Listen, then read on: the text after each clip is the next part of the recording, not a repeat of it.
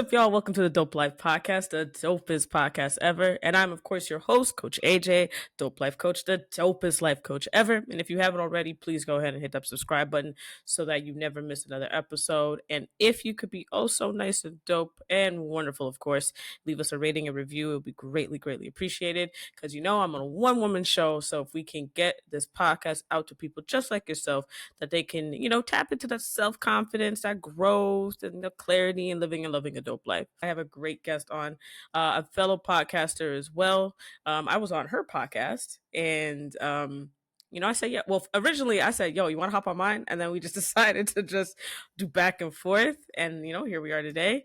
And why don't you go ahead and you tell people who you are, a little about yourself, all those good stuff. Go ahead. Awesome. Hi, everybody. I'm Kertia Johnson of The Other Side of Your podcast. I am also a one-woman show. I invite guests on, though. Do a lot of interviews with different type of guests, professionals, different walks of life, talking about all the things that has held them back when it comes on to their personal affairs that comes from a lot of trauma or insecurities, conditioning that they receive, whether from their culture, their parents, or society. So a lot of that stuff, a lot of the podcast talks about, it gets into a lot of heavy stuff. It gets into a lot of heavy stuff that literally just keeps us stuck and prevents us from moving forward in the direction that we'd like to, prevents us from living the life that we envision for ourselves and just being and living authentically. So that is what my podcast is about. And I know Coach AJ, we had a great conversation. And absolutely. A lot of what she talks about is in line with what I talk about. So this is amazing. I'm happy to be here. Two things, tell the people what the name of your podcast is, because it's a very profound, title. And how did you come up with the title? The Other Side of Fair. It's called The Other Side of Fair. I came up with a title from just my own personal experience. This podcast is a very, very close thing to me because the same things that I address on the podcast are exactly the same things that I've experienced in my life. And The Other Side of Fair came out of my own fears, my fears of showing up in the world, bringing my full self to the table, my fear of chasing those dreams that I've always wanted to chase, chasing those goals that I've always looked forward to because of the lack of confidence, insecurities, trauma, negative self-talk, limiting beliefs. So that is what that came out of. That came out of my own experience with my personal fears that has held me back. And I wanted to use that as a platform to bring people on who are going through the same thing so that others can know that they're not alone. Right? Because when you're going through something like that, it's so personal and oftentimes you feel isolated. Most of the times you're kind of left with your own thoughts. And for me personally, that took me to a dark place a lot of the times. And being in that place by yourself, it's not fun. So I wanted to use it as a platform to encourage others, to inspire others, to motivate others, people who have experienced things similar to me, or not even, of course, we all have different experiences, but the emotion that comes out of it is the same. Yeah. Our experiences are unique to every individual, but the fear and the lack of confidence, the insecurities, those emotions, those feelings are always the same for all of us. We all experience those things.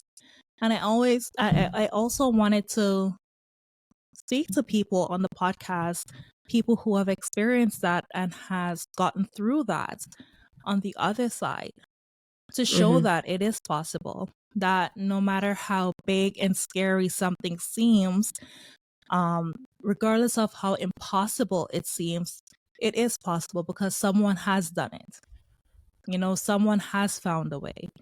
And through talking to different people and going through their different experiences, it shows you different possibilities of how you can work through those difficult moments, of how you can tackle limiting beliefs and how you can improve your confidence. So that's pretty much what it's all about. Just talking to people who are currently going through it, what that's like for them, Mm-hmm. and what's next. What are the next steps for them? And talking to people who have gone through it and who have overcome that and are now on the other side of fear, living their best life, thriving in their businesses, thriving in their relationships, traveling, doing whatever it is that they want to do, but most importantly, being authentic to themselves and living authentically.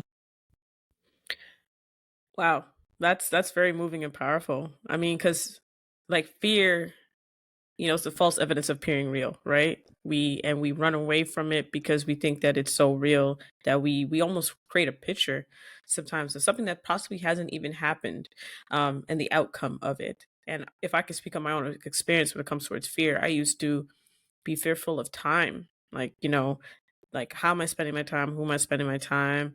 Because majority of our days is working to some degree. And Hmm. then there's that the moments of, okay, am I taking care of myself? Am I not taking care of myself? And sometimes we don't even think about it because we're too tired to think about it, or the fear of moving on. And so it's being so Hmm. afraid of moving on, being like in a sense looking at I'm grateful that I have the opportunity moving on, or the fear to start. There's so many people that will say, I don't know how I should start. How do I start, coach? And I'm like, in the environment you're in, look at the best way you can and you just start. As my mom Yeah. says, 1 foot forward. Because if we hold on to fear, it could trap us in almost like a hamster wheel or a whirlwind or a tornado, and we're just in the middle of it because we're Yeah. too afraid to take that leap, to take that step. And it's not totally our fault because society, which is made up of humans, we have had the same perpetuation like of ideology of like fear is such a horrible thing. It's okay.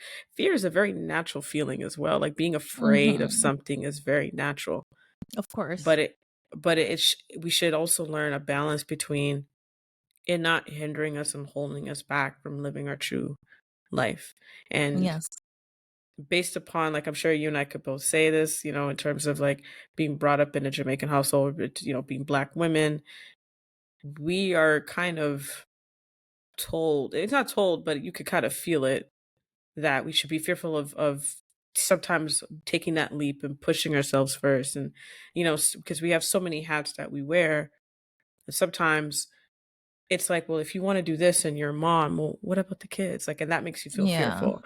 Or if you want to do this because you have, responsibilities, but da da da, and like, it holds you back. Fear Hmm. is sometimes great, but sometimes it could really hinder you. And I think if you figure out a way to master fear as a tool to push you forward, like that little fire underneath your ass in a way, Yeah. fire underneath your feet, um, you'll see how much you can grow. But it's also just getting on the other side of thinking fear is this horrible thing because it, as I said, fear is false evidence appearing real. So it's sometimes fear is not even there's like a thing that I always say, like if you can't hold it in your hand, it's probably not true. Yeah. If you can't I hold it like in your that. hand, it's probably not true. And Yeah. that takes like a load off your back because, okay, well, I can't really hold it. I can't really see it. I know I'm thinking it, but I'm coming up with that. So maybe I need to pause to take a step back. Pause to take a step back. So I love the title because I think the title, a lot of people are fearful. A lot Yeah. of us are fearful in life and we don't start. And if I can learn anything from our elders, what they've all said was do the things that make you happy and don't care about what other people think and don't worry about the fear of what they would say or feel, or it's up to you. And the older you get, then obviously we slow down, and the last thing you want to do is be like, I wish I could have done that. Just do it. Mhm. Definitely Yeah, just do it. that's so true, but the thing is that it's so hard. It's Oh, so it's hard because difficult. I am not saying it's easy, y'all. I it is swear to you. so hard. It takes a while to master all of it. And in all honesty, you have fear every day, to some degree. You know, there could be different things that make you feel fearful. I think that the cool part about when you work with someone, whether it's a therapist or counselor, coach, whatever, is when you learn tools to not sit in it for too long, and you learn ways to look at the gratitude aspect of it all. That part is so beautiful and crucial, because of course you're going to Mhm. feel it at the moment. You're going to feel that fear. It's going to hit. But then eventually you're going to be like, "You know what? What can I take from this?" When you have those moments of what can I take from it, and you realize you're shifting your mindset a bit, it makes a huge difference. But it's not easy, yo. I ain't gonna lie to you. It's It's very not. simple The to thing fall is, into that little trap. You know what I mean? Like, when you have a therapist to kind of walk you through that and help you, hmm it becomes easier. It's a great tool because they give you those tools. So I'm glad you hmm mentioned therapy, because it's just recently that people are starting to take mental health really seriously.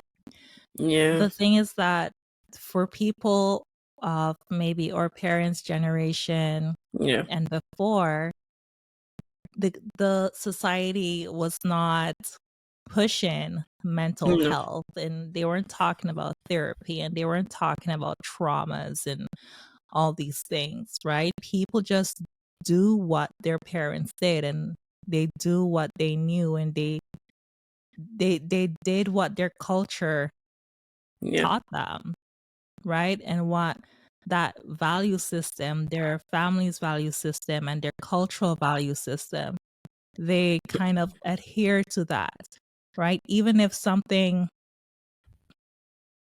seemed out of alignment with who they were, the pushback is a lot. So a lot of the times the pressure is there as well, when you have family expectations, right? Family expectations, expectations of your spouse, or any of those things, societal expectations, cultural expectations. The pushback is a lot, especially coming from that generation. So yeah, you kind of just did what you're expected to do, right?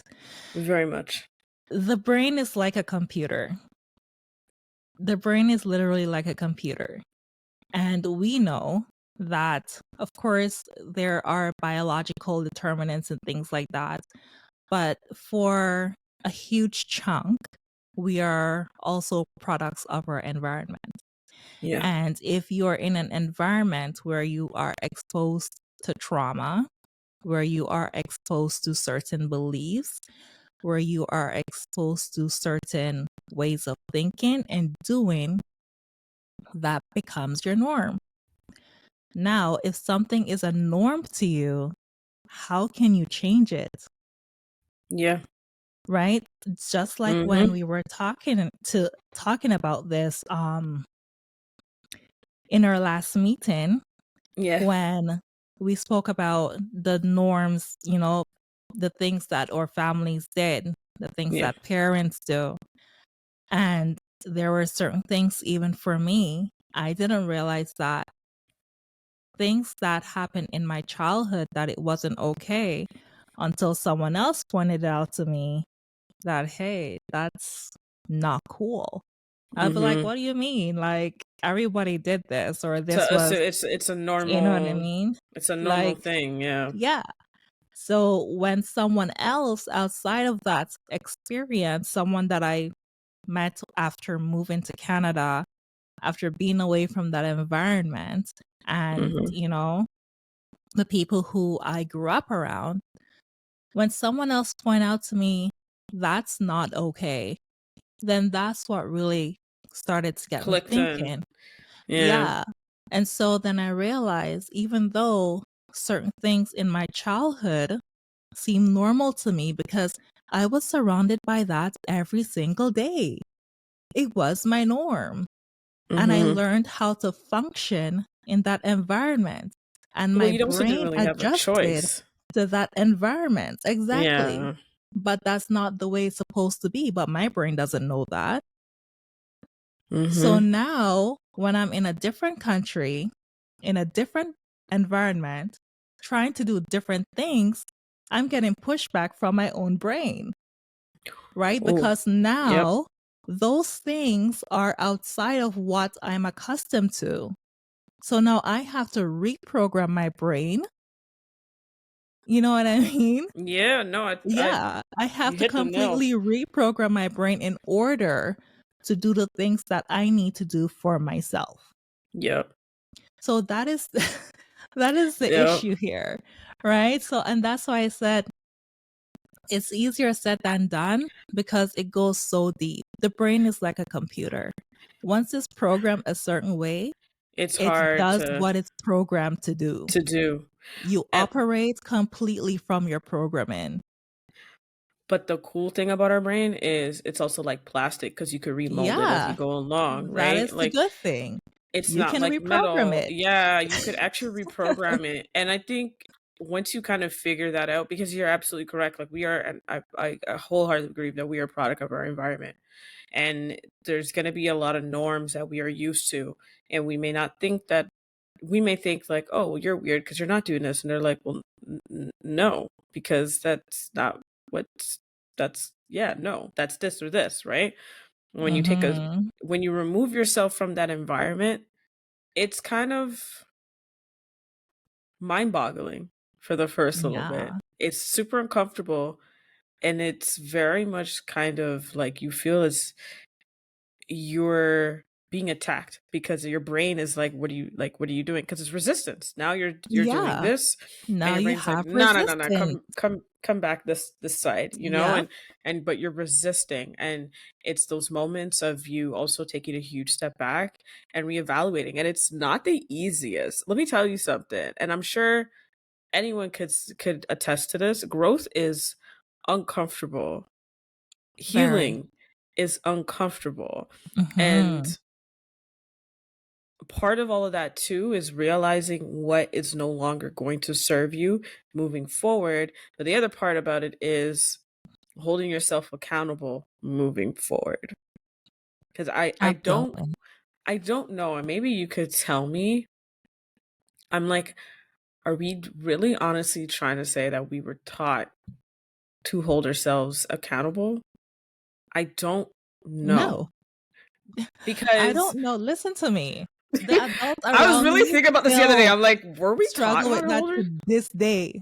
Hold Like, who accountable? but Who that's the, who? because like I look at like a family perspective and I'm like, which one will actually hold yourself accountable? Like some of y'all have a Mm-mm. tough time doing it, and Nope. it's seen as an automatic attack. And I don't know who, if anyone else can kind of see it. Some people would see like, oh no, you're attack, yeah, attack me. And I'm like, no, right? You're not, right? And I think when you see people do that around you in an environment for so long, then you say, oh, so that's what attacking looks like. All right, bet. And now you automatically get into like defense modes. Yeah. And then when you're arguing, it's with someone or having a disagreement, automatically you say, attack, yeah, attack me. That's what you're thinking. So, but that's again a product of your environment. Mhm. It's down to even like how you think about it, like how we cook or a day-to-day living product of our Yeah, environment. Now, don't get me wrong, there's some great things we learn, but those little in between definitely. things that we're not aware of, when it comes and disrupts a little bit of your life, you're kind of like, oh, what is? Like you're confused. You're Yeah. honestly confused. And that's why the point of what you said in terms of fear, you're right, it's not easy. It's easier said than done, but I still deal with it even now. I'm human. Me Like too. I'm a human being. I'm still gonna have Yeah. those moments. My But fears yeah, didn't go anywhere. But I just have a better way of never. managing them. Did you say your parents didn't go anywhere? No, my fear. My fears Oh, didn't go anywhere. we just know how to we have the tools Yeah. to manage them a lot easier and or a lot more efficient versus sitting into it because obviously something like fear can take over your entire body, right? Mhm. We just talked about the brain and it being like a big huge computer, but it could affect your overall health, right? With anxiety, it could produce all these things, depression, so on and so forth. Yeah.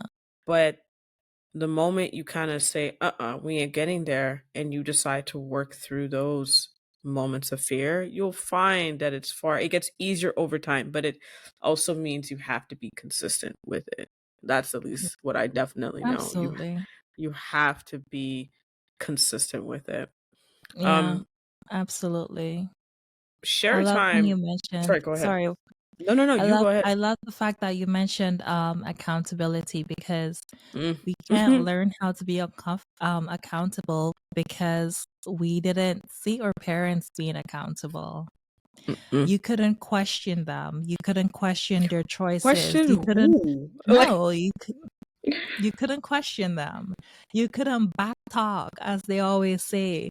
You couldn't mm-hmm. if they're scolding you for something, they expect you to just take it, just stand there and Sit take there and it take it. and have no emotion. Like, you know what I mean? It's What like y'all ball for? You offensive want me to to give you have something for emotion. ball? Yeah, exactly.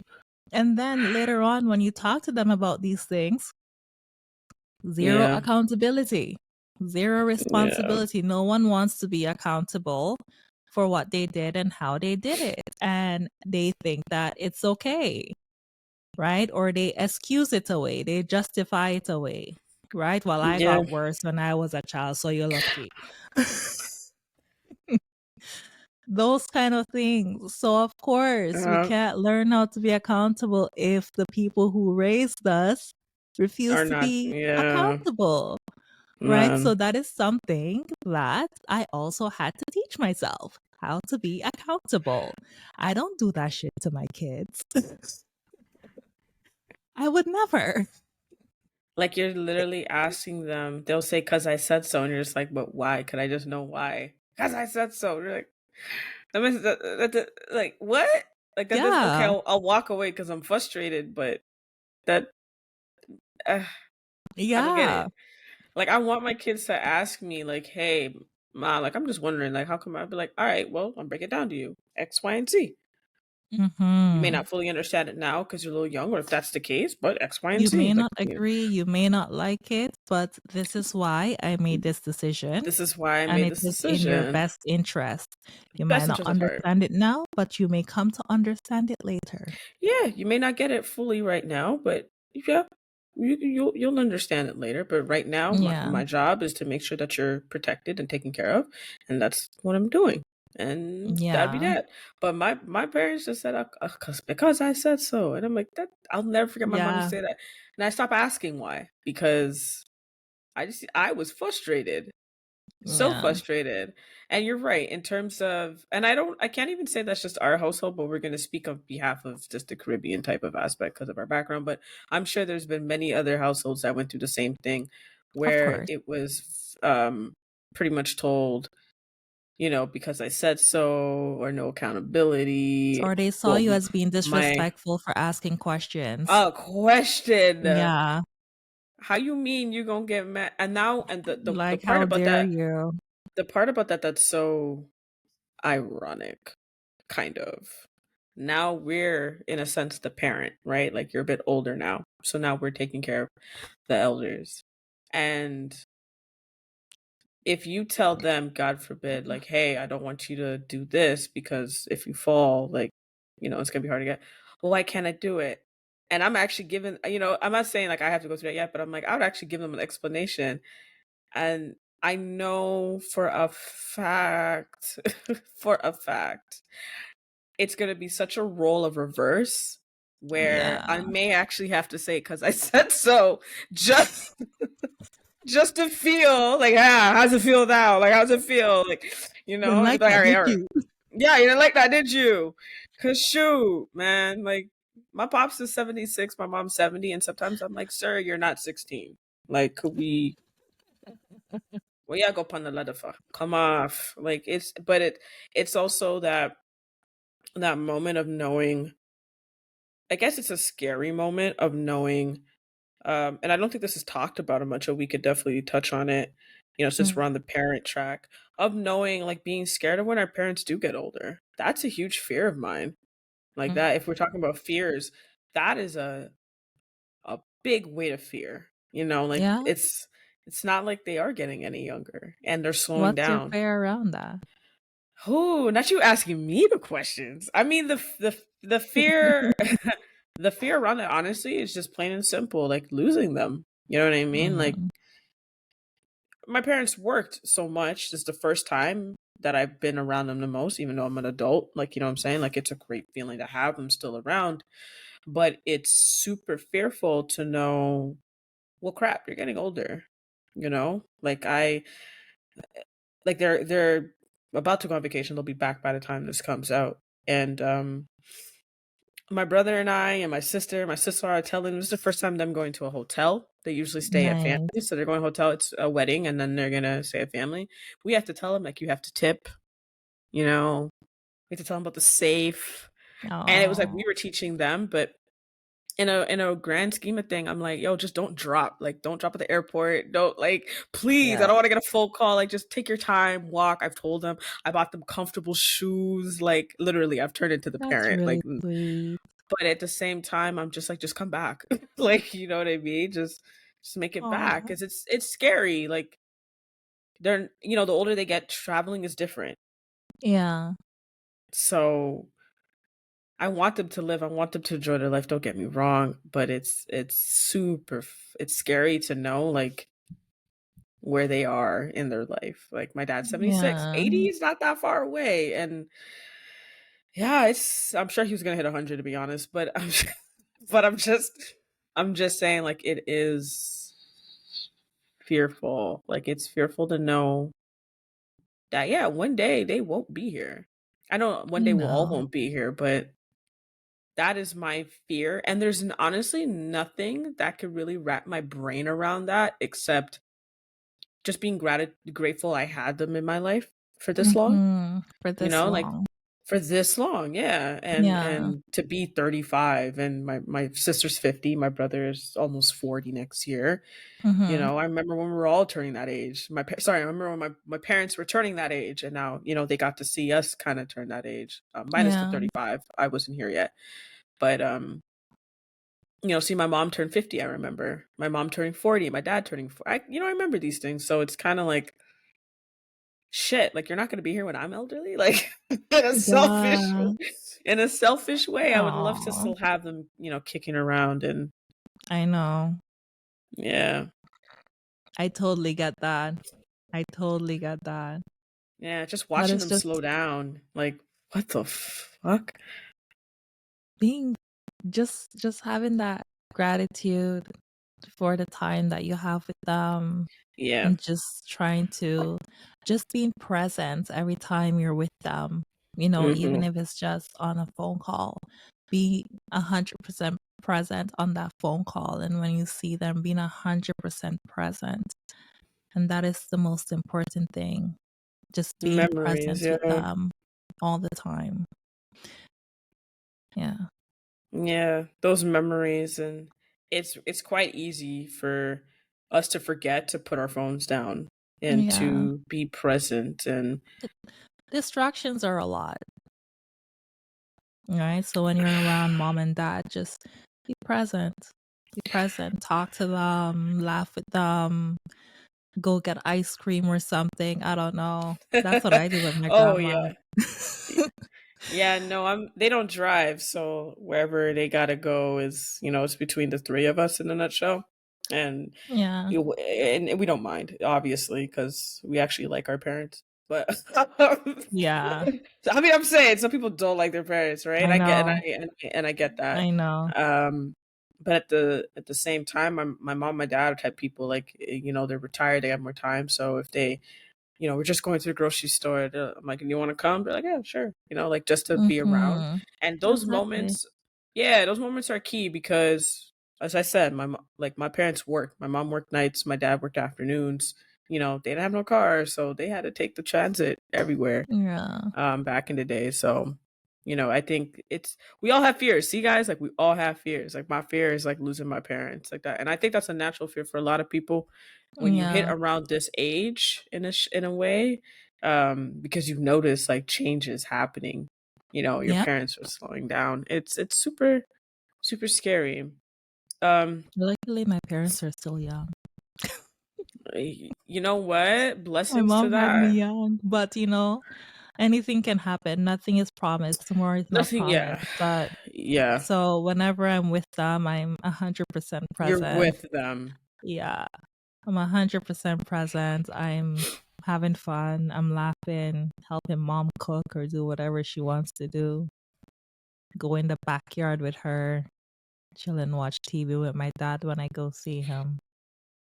And all that stuff is good for our So, own mental health as well.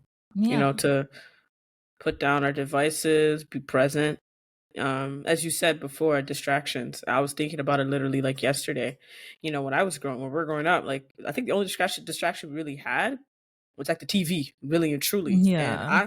I don't know about your mom and dad, but mine would just shut it off quick, I like didn't quick, quick, spend quick. a lot of time watching TV growing up. Sh- I Oh man, didn't. yeah, no, Other she than would shut little it off. Sesame Street or something like Look at that, Grover, or yeah, little Tweety look, I don't Bird. know. Yeah, Looney Tunes and look at Batman and stuff. But Yeah, outside of that, there was nothing no. else. Like owning a video game was very scarce. That wasn't happening. You had outside in your imagination. That's literally all you had. Mhm. And like whatever toys or sports and stuff, like that's it. And now the amount of distractions that is Let me out tell you, there. crazy. It's And we crazy. want to I talk grew up about playing anxiety. outside, Like we playing want to talk about outside, anxiety dandy and shandy, you know all what those I'm games. saying? Like I remember passing by parks even as a kid, the parks are packed up, and now they're like not as packed as they were before. But I think that Yeah, also has to do with like also back to fear, like parents had being fearful of sending their kids outside compared to like back in the day. I think there's that's a little true. bit. I think it's a bit different compared to like what it was then. Not saying like nothing happened then, but I think it also had to do with that. And also cost of living was low, so parents could actually be around their kids far more probably than compared to now, Yeah, there's where a that lot of too. parents are working 10 times more, or twice as much just to make ends meet, right? But Yeah, I kind of have can that fear too, though. I what do go you to mean? the park with them. You have a fear? I don't let them go to the park by themselves. I get that though. I don't. It's just like I I don't know don't trust anyone that people. does. Yeah, I see, and that's What exactly what I'm does talking anybody about. around my kids?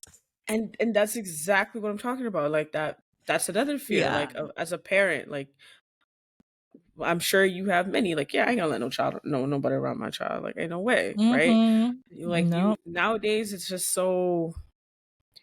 Maybe it just wasn't. Maybe it was hidden back in the day. I don't know. But compared to now, I just find like I was watching this video and this guy was saying like Halloween's just not the same anymore. Um, Kids actually would go door to door with their friends, whatever, or whatever the case Mhm. was. You would see more decorations out. And I had to take a step back and I was driving down near my parents' residential house. I'm like, this area used to be filled with Halloween decorations. Like this is kind of sad. Yeah. Like, and my mom's like, yeah, no one's really doing it, I guess, the After hydro or COVID, it whatever. got worse too. It got, and that's the thing. After COVID, it got 10 Yeah. times worse. So people don't want to Yeah. be away, want to be, distance and stuff like that. Yeah. But it's kind of like sometimes what I fear, especially for the generation for after us, like the kids now, the younger generation, is that they're missing out on so much. And I understand these are two separate generations, but I'm like, Mhm. I actually feel somewhat sorry for them because there's so much that they could have had, and now we're at the position of like these kids are sheltered. They're Yeah. inside far much more Yeah. than it was before. And you're right, after COVID, it was far worse. Yeah. But I'm like, damn. But even prior to that, y'all weren't going outside, barely. Mhm. But I make I'm very intentional when it comes to my daughters. Mm, I we go to the park multiple times per week. Yeah, I don't let nice. them go alone, and I take them trick or treating. We take them, my Nice. partner and I, we go trick or treating with them and things like that. Would I let them go trick or treating alone? No. Actually, I'm glad I didn't because my daughter, when she was 7, Mm-hmm. she broke her arm on Halloween Oh, in the worst way. poor It thing. was bad. Yeah, because it was, so usually me and the other moms in the neighborhood, of course, we all live in the same neighborhood because our kids go to the same school. Mm-hmm. So we all usually meet up at that bus stop where the yellow bus picks them up. Oh, okay, And cool. then, yeah, so my daughter's best friends, her mom, and my daughter's best friend, we will go trick or treating together with the other moms. And so we were walking down this path in this neighborhood, beautiful homes. At this time, we were still living in Mississauga. And some teenage boys, there was this home that we were passing, and it had an SUV there.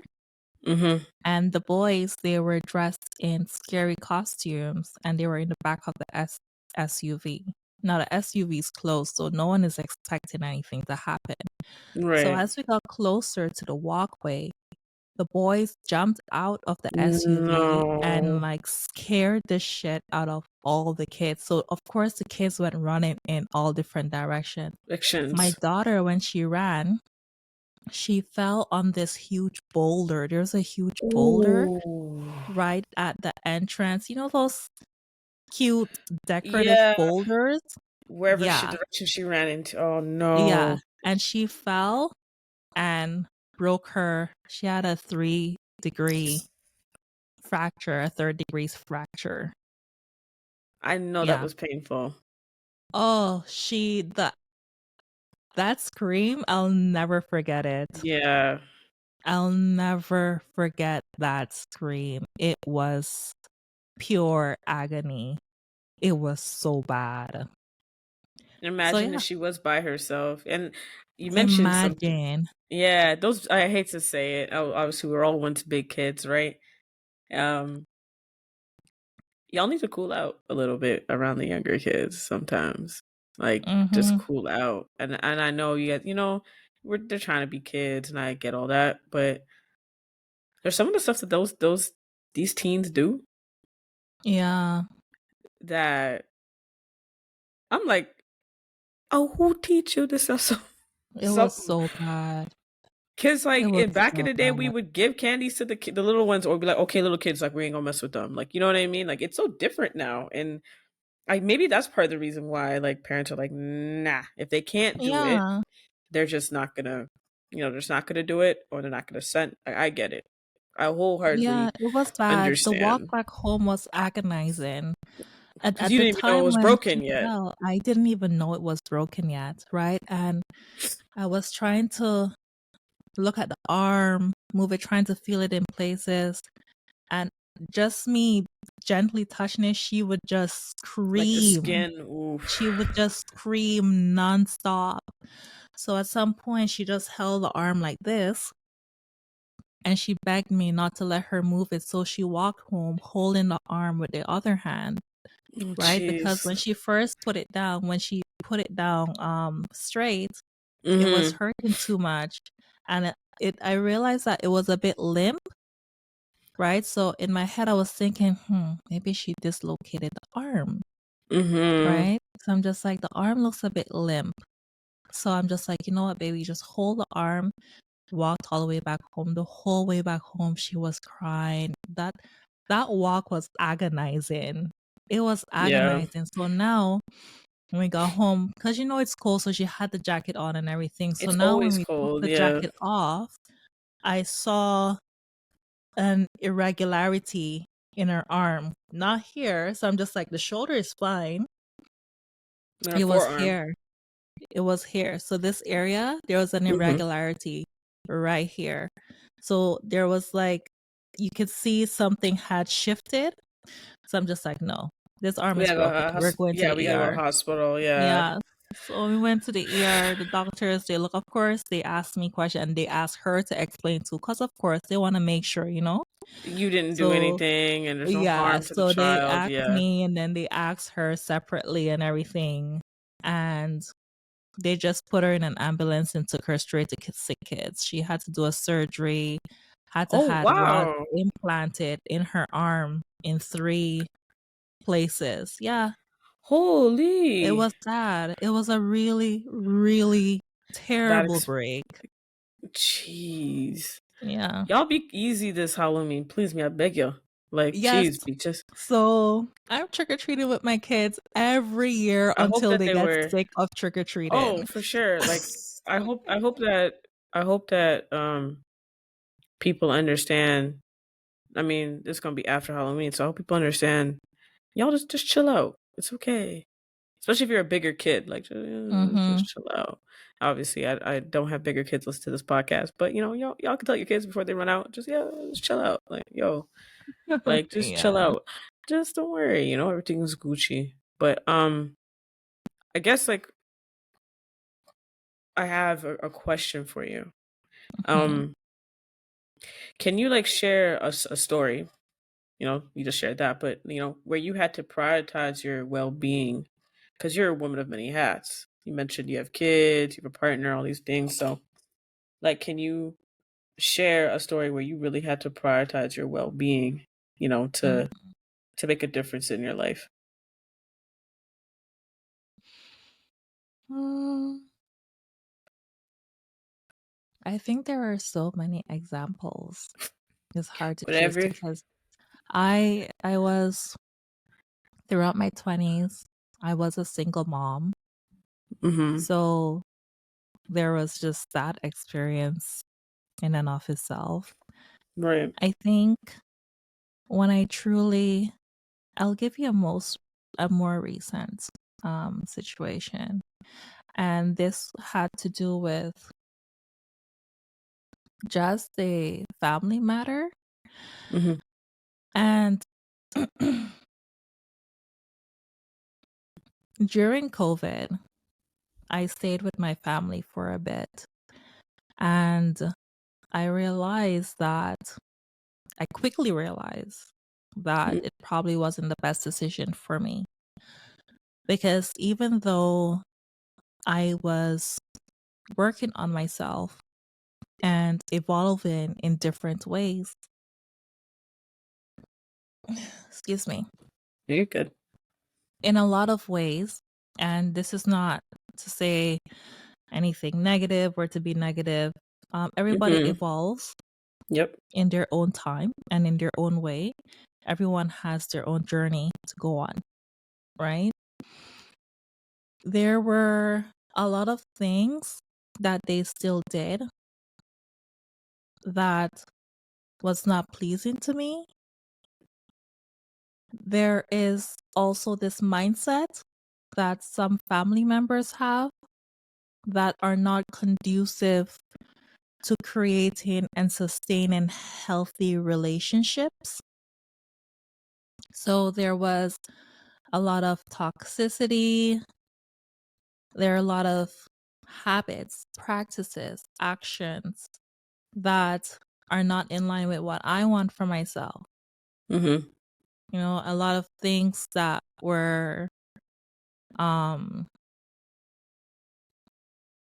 a lot of habits that weren't good, that were kind of even self-sabotaging in some ways, that were unhealthy.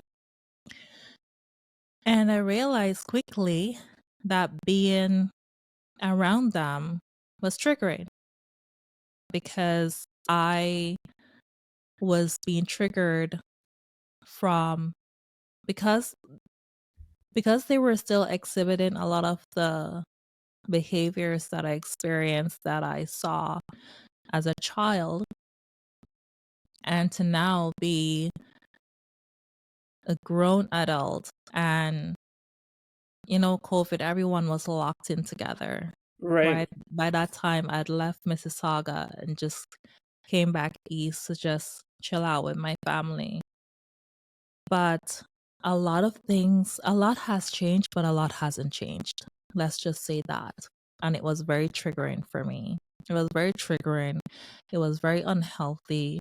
And it affected my mental health in the worst of ways. I remember I was speaking with, at some point, I got a therapist. At the time, I was working on my master's. And I realized I wasn't retaining any information. Mm. I literally wasn't retaining any information. I'm just like, okay, I've done this before. I have a whole degree. I Right. know how to study. You know what I mean? Mm-hmm. And I know as you get older, the way that you study and the way that you retain information is different. It changes. Right. The way that I used to study when I was 20 is not the way I can study now in my mid 30s. Right. Right? So I knew that. So I had different studying techniques and nothing was working. I wasn't retaining the information. I would just go blank. I would read something, understand the concept, know how to apply the concept. But after that, I don't know what my brain did with the information. Mm-hmm. So this was weird for me. My brain, my head was like a cloud. I was just living in a cloud. So I brought this up to my therapist, and that's when she began asking about my environment and things and the kids and the family and everything. And having heard the background and everything that was happening, she said your cortisol levels are high. She says because you're in that environment and you're consistently being triggered, your cortisol is always up here. And when your cortisol, what you're experiencing is a symptom of your cortisol is being released consistently, right? The cloudy brain, the foggy brain, all of those things, right? And then, of course, at some point, the depression set in. So I decided that I am going to test this theory. So at the time, my partner, she was she was still she was up north. So she had a place up north and I decided to go stay up north with her for a bit. So when I went up north, complete different environment, it was just me, her, and the kids.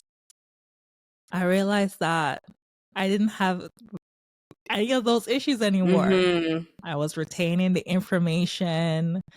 There wasn't this fog. There wasn't this brain fog, this consistent brain fog, like reading something, not retaining the information, thinking I understand the information, only to find out that the information went somewhere else.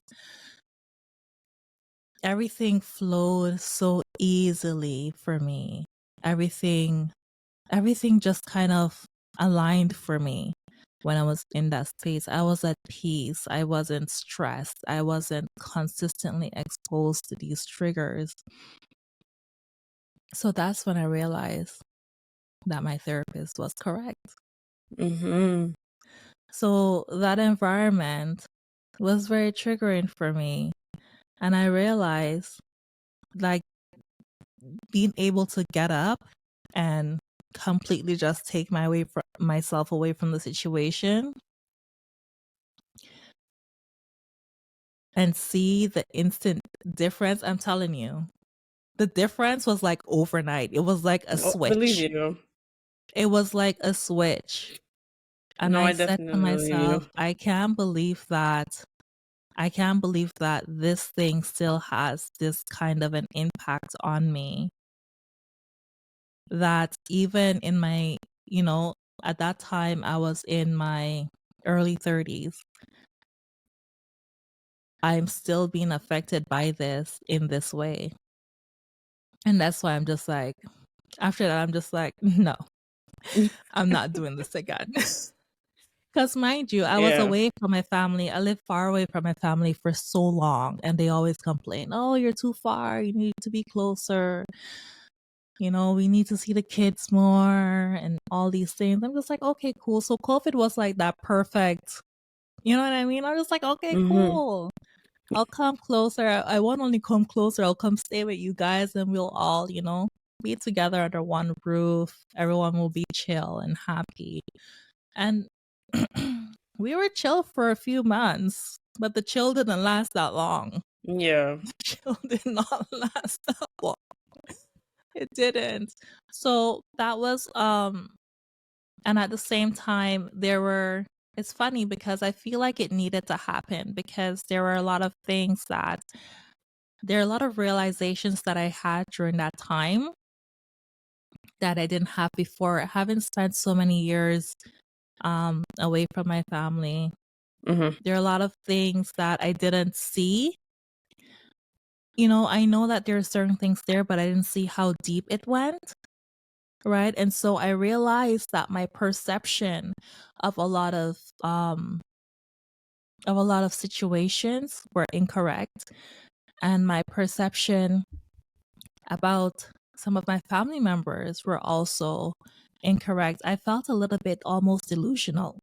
Mm. Delusional, actually, because what I perceived, I realized that it was not that way.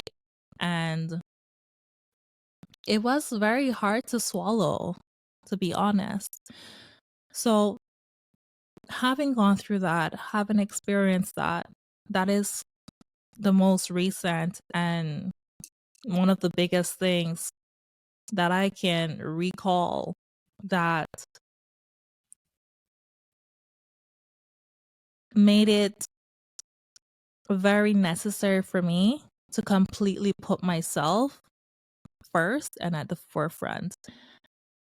And after having my therapist, you know, going through all these things, working on all these things, that's how I'm just like, okay, yeah, I'm good. Yeah. I You love my family to death, but but I will never, you know never, what? You know what? Like not you in the made same place. no sir. Like there I No. remember I was contemplating going back home myself, and someone had sent something to me. They're like, "Yeah, you'll save all the money in the world, absolutely. But how's your peace gonna be?" And I said, "Ooh." Yeah. Yeah. And that quickly made me Yep. say, "Oh, Yep. Listen, look, I love my nothing parents." comes before my peace. Listen, with these high rates out here, the mortgage rates, the rental rates, I will pay it. I will pay it. Facts. Facts, all facts, all facts. I love my parents to I death. They're will pay great it people. because But, uh, my peace but comes first. first, I amen to am that. not I am The not minute, doing it and again. I had just had a relapse of just saying like maybe I was like, oh yeah, maybe I should do it. And then once they said like a lapse judgment, when they said nah, yo, what about your peace? I was like, you know what, you know what, that yeah, no, we cool. Thank you Love though. them to Thank you for death, that. but Love them to we death. Great, great human beings. But yep. you know what? But I'm glad for the experience because the Oh, I'm experience sure. showed me exactly where I needed to put boundaries. Who? Mm. I mean, I was already establishing boundaries in general in my life, generally, but Mm-hmm. I didn't realize that there were certain boundaries that I needed to have. And that Mm-hmm. experience allowed me to see where I needed those boundaries and who I needed them with because they were not there before. And I And then said, yeah. my God, had I continued to allow this to happen, to allow access, a certain level of access to me, as when I'm trying to do all these things with myself, Mm-hmm. the disaster it could have been in the And long run. I understand what you're So saying. I am happy for the experience. I don't regret it. But And you now the learn. boundaries are in place. There you go. So we're getting at the end of our recording here and our episode. I always ask everyone this question: what makes you feel the most dope? what make I what makes me feel the most Yeah. dope? So dope is Um like what makes you feel good? Like what makes you feel like you're the best of all best? Like what makes you feel dope? what makes me feel most dope is just being myself. Hey, there we go. Being myself, being quirky Kersha, quirky, witty, curious, you know, that's me. Just being myself because I went through a lot of my life with people. I spoke about this in an episode that I did yesterday. And people that I grew up around, they created an issue with who I am.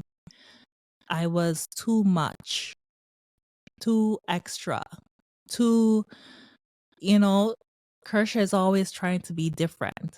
I'm not trying to be anything. I've always just been myself, That's just you. So mind you, extra, as we know it, it's people usually describe that as someone that's very extroverted and they're everywhere and Or big they're in ambosies, the they would middle. say. You know Yeah. what I mean? And there's nothing wrong with that. There's nothing wrong No. with being extra. But I wasn't that person. I've always been extremely introverted. I was mostly that shy child to the back or off to the side, observing everyone else. Listen, how bad this was. I had my birthday parties, and my mom, she would rent these bouncy castles for all my birthday parties as a child. Hmm. Where was Kersha? Inside the O's. Outside the bouncy castle watching everybody else bounce. Oh, you I don't want was to. You're not in just the bouncy castle. with No, everyone all the kids else. from the neighborhood was in the bouncy castle on all my birthdays.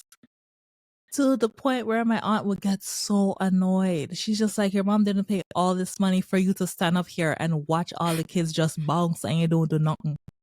Right? So there's times when she would like tell the kids, like, you guys get out. Like, get out. Right? And now she just like go bounce.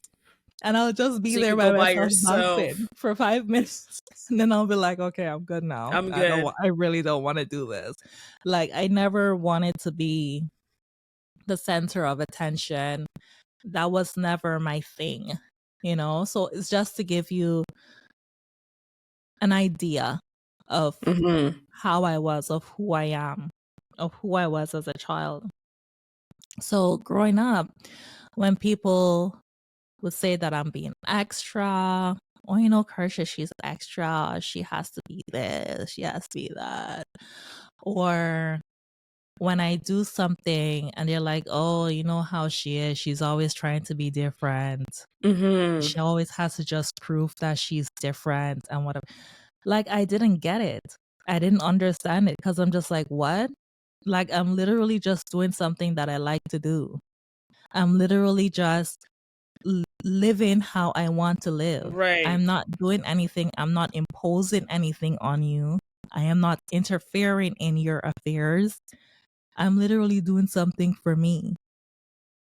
Right? So why do you Was it take that troubling you? Yeah. personal? Why are you taking what I'm doing for myself and what I'm doing with my life personal? So I there's what going through my early 20s and my mid 20s when I didn't see how these things impacted my psyche. Right. I self-sabotage even in a lot of ways because it's as if I was trying to keep myself small so that I wouldn't be too much for people. Yeah. But now that I am aware, when I became aware of those things and became aware of the reality of the situation, the reality of my upbringing, the reality of my family dynamic, when I became aware of that and became aware of how that affected me mentally and how and the fact that I have lived my life from that programming and from that conditioning that I received as a child, I was just like, no more, I hear you. no more. So, what makes me dope, what makes me feel dope is like, I am myself. What you see is what you get. Hey. That's All right. it. You And can that's choose to it. like me. You can choose not to like me, and I'm perfectly okay with it. It doesn't shift anything in my universe. So that's Okay, what y'all. makes me feel dope. I don't care about what people think, what they say. People's opinions, people's problems is it's their problem. It's not mine. Absolutely. So Yep. if you have a problem Absolutely. with me, that's your problem. Because I don't have a problem with you, and I certainly didn't create a problem with you. So if you have found a reason to have a problem with me, then that is your problem. That's not my problem. It doesn't shift anything in my world. So that's what makes me feel dope. Being myself authentically, living my life authentically, and teaching my daughters to do exactly the same thing. I love it. Love it. Love it. Being myself makes me feel dope. That's what's up. Well, thank you so much for having you on the episode again. I will always say this, like I would love to have you back on another season 5, 6, 7, 8, 9, 10. We're gonna be here for a while. But all Definitely. right, y'all, go ahead and definitely I'm gonna leave all your information that you guys go ahead and follow Kertia, check out her podcast as well. Thank y'all for tuning in to another Dope Life podcast. Oh yeah, don't forget to hit that subscribe button. Just saying.